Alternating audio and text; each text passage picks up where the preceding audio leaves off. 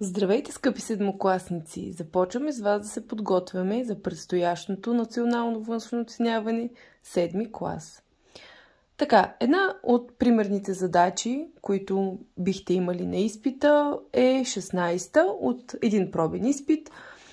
На чертежа знаем, че АО и БО са ъглополовящи на двата ъгъла в триъгълник, съответно ъгъл А и ъгъл Б, и търсим мярката на ъгъл бета.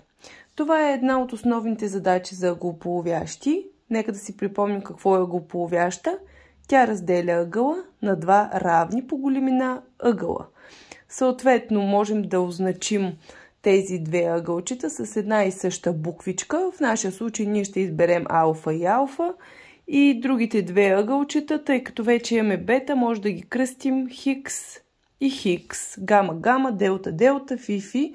Вие ще изберете по какъв начин искате да си ги означите.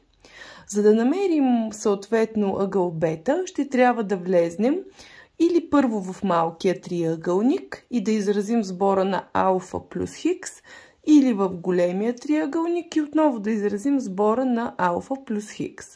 Аз избирам да влезнем първо в триъгълник АОБ, за който триъгълник, ако направим сбора на ъглите, ние знаем, че сбора на трите ъгъла в триъгълник е 180 градуса.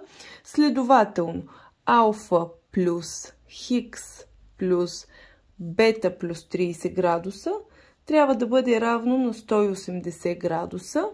И ако изразим алфа плюс хикс, ще получим 180 минус бета минус 30 градуса. Следователно за алфа плюс хикс получаваме 150 градуса минус бета. Това ще ни трябва, като влизаме в големия триъгълник, за да намерим градусната мярка на ъгъл бета. Сега влизаме в триъгълник АБЦ и за него отново правим сборът на ъглите в триъгълник. Ъгъл А при нас е равен на 2 пъти алфа, а ъгъл Б е равен на 2 пъти хикс.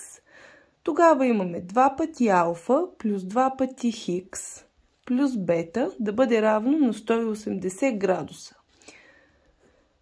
От първия дял в 7 клас учихме разлагане и тук можем да изкараме 2 пред скоби и в скобата да остане алфа плюс хикс плюс бета равно на 180 градуса. Така може на място на алфа плюс хикс да запишем 180 минус бета.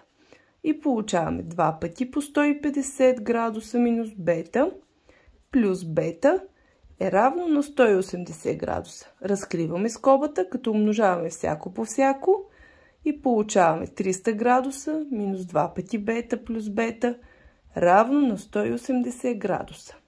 Минус бета е равен на 180 градуса минус 300 градуса и така минус бета става равен на минус 120 градуса. И отговорът ни ще бъде за градусната мярка на ъгъл бета 120 градуса.